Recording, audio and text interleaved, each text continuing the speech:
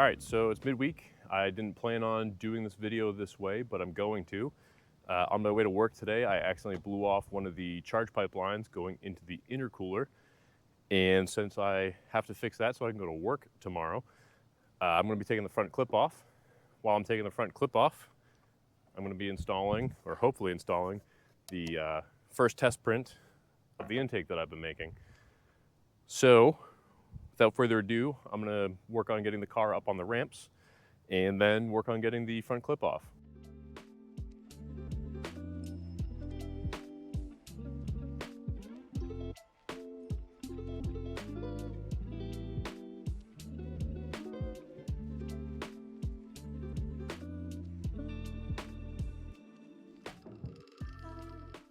All right, so the real reason we're doing this whole kit and caboodle is way down in there. See that guy? That should be on that tube. And it's this guy up in here. So I'm gonna work on getting that fixed, but immediately after, we're gonna take this guy, if I can actually point at it, we're gonna take this guy off and get that guy on, hopefully.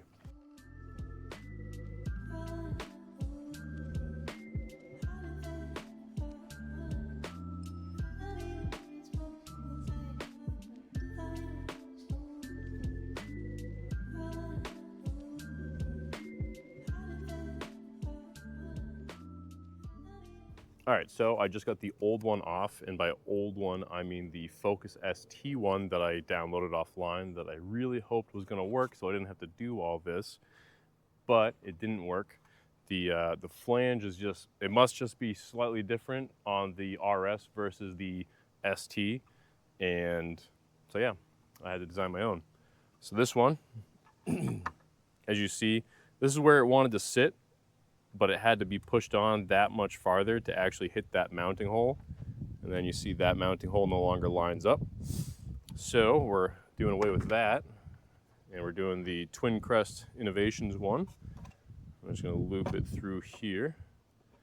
And the moment of truth pushes on, no problem. Nice and smooth right to the body line as we'd expect from the CAD. Bolt holes mostly line up. That one lines up. That one looks like we're just hitting right down here, so we'll probably just clearance that a little bit so we can get this in there. But overall, you can see we're not impacting the flow coming into the radiator, as some people suggested we don't want to do. So I'm pretty excited to actually drive the car to work tomorrow and see how it does. So on this lower bracket down here, because of the way the flange comes in, I had to clearance a piece of this plastic, and also there's a little tab over here I already broke off. I got excited. I didn't do anything special, I just grabbed it with a pair of pliers and yoinked it. And so now it clearances. And see if we can get you the view. But you can see some daylight through there and the bolt hole lines up. So I'll probably do another video of how to, like, a full install, kind of in depth of how to do this. But for those of you that are gonna catch this early before I do that video, I recommend in your airbox, you just loosen the airbox and you can pry this first side, this side out of the airbox, get this out of your way. And then you have this splitter that goes to the bottom side of the airbox and the front side of the airbox. You have this splitter, and you can just pull that out. It looks like it's just held in with some of these spring clips, and it came out really easy. And that lets you get in back here and get at the bolts way easier.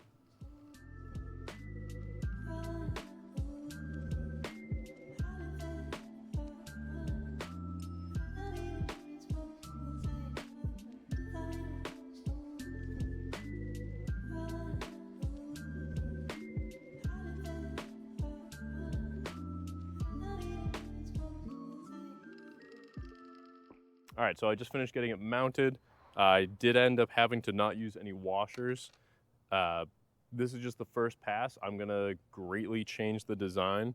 As you saw from the little time lapse I just put on the screen, I had to use my handy dandy pliers to hold the nuts, so that way I could screw it in. And so I'll be opening this up, making it so you can get a socket in there. We're gonna make some passages so that way you could come straight in. But overall, I'm pretty happy with the fitment. Really nice and flush. Seems like it really holds well. A big thing I want to say, if you guys don't have one of these sets, this is the Icon mini ratcheting set from Harbor Freight. It's like 45 bucks, 43 bucks, depending where you're at. And I've bought like 4 or 5 of these now just to have in my various vehicles and places, workshops, and at work, because it has pretty much any bit that you would need. It has a little 1/4-inch adapter, so you can use sockets and stuff with it. It is a massive must-have for a mechanic. Get in tight spots, help you out of a pinch.